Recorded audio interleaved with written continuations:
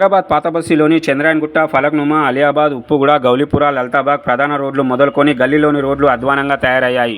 వేసవిలో కురిసిన చిన్న వర్షాలకు రోడ్లపై అడుగడుగునా గుంతలు ఏర్పడడంతో వాహనదారులు భయంతో ముందుకు సాగవలసి వస్తుందన్నారు. వర్షానికి రోడ్లన్నీ జలమయం అవ్వడంతో ఎక్కడ గుంతలు ప్రమాదం పొంచి ఉందోనని వాహనదారులు భయంతో ప్రయాణం సాగిస్తున్నామని ఆవేదన వ్యక్తం చేస్తున్నారు. వర్షాకాలం మొదలైనప్పటికీ రోడ్లు పనులు పూర్తి చేయడంలో అధికారులు నిర్లక్ష్యం చూపిస్తున్నారని పాతబస్తీలోని ప్రజల విమర్శలు వెల్లువెత్తుతున్నాయి.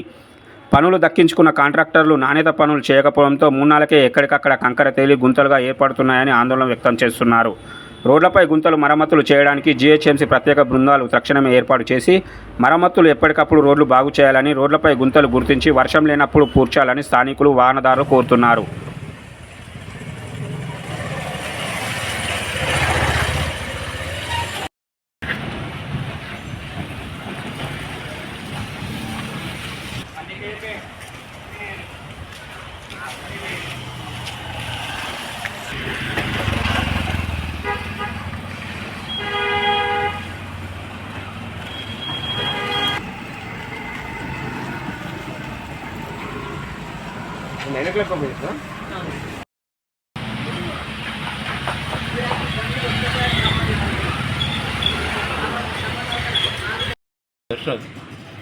ఇక్కడ ఈ లక్ష్మీనగర్ శివగంగా నగర్ చతుర్నాక 18 బ్లాక్ ఇది.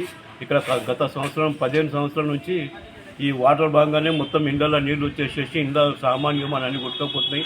మనుషులు కింద పడి ఇంజూర్డ్ అయిపోతున్నారు. ఇక్కడ ఎవరు పట్టించుకుంటున్నారు. ఓ కార్పొరేటర్ వస్తలేడు, ఒక ఎమ్మెల్యే వస్తలేడు, ఎవరు వస్తలేరు.